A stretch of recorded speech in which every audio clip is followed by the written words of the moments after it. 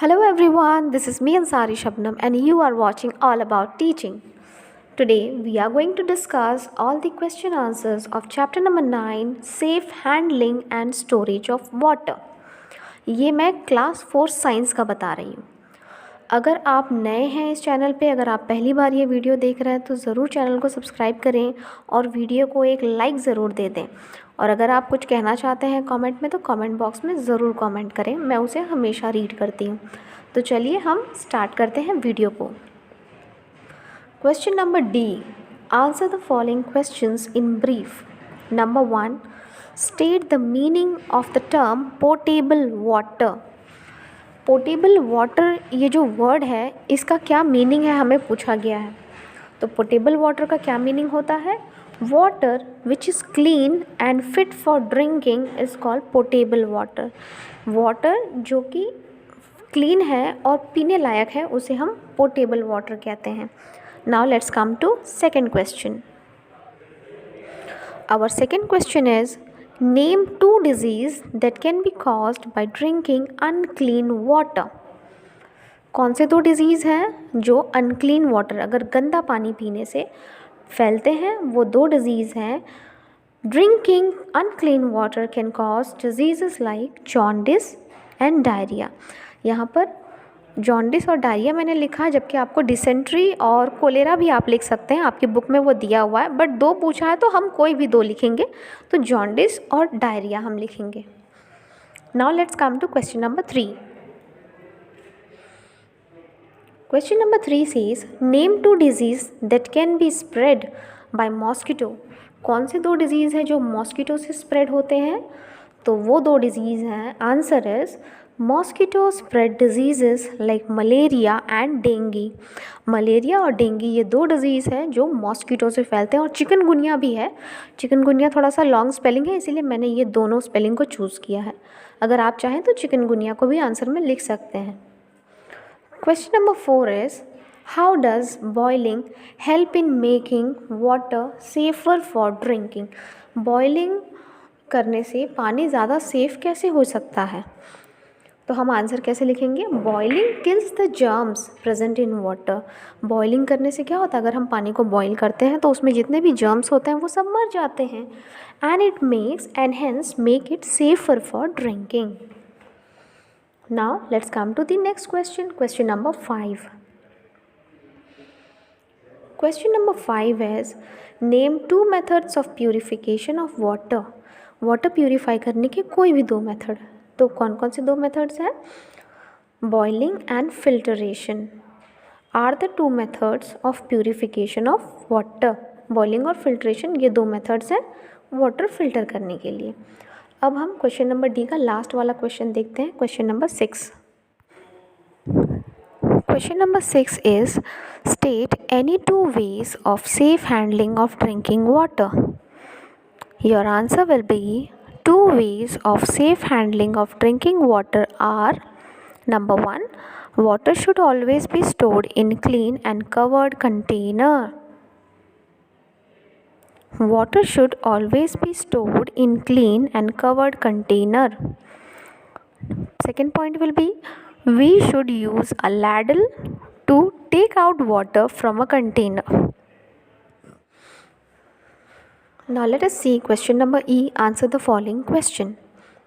Question number 1 is why should water be purified before drinking? Purify क्यों करना ज़रूरी है पीने से पहले? Water should be purified before drinking because water contains germs in it. And drinking unclean water can cause diseases like jaundice, diarrhea and cholera. So water should be purified. इसीलिए water purify होने की ज़रूरत है. Then our next question is what is chlorination? Chlorination भी तो एक method है ना filtration का. Boiling है, filtration है, उसके बाद है chlorination. ये 3 method है जिससे कि हम पानी को purify करते हैं. तो हमें पूछा गया what is chlorination and how does it purify water. वो वाटर को कैसे प्यूरिफाई करता है? Our answer will be chlorination is a method of purification of water in which a small amount of chlorine is added to water. This kills germs and make it fit for drinking. If you are not able to complete the answers, आप video को रोक रोक करके भी answer लिख सकते हो copy में, ताकि आपके आंसर्स आप प्रॉपरली लिख लें, ठीक है ना. Now let's come to question number 3. Our question number 3 is, why is the traditional method of filtration not completely sufficient for drinking water, for making water fit for drinking?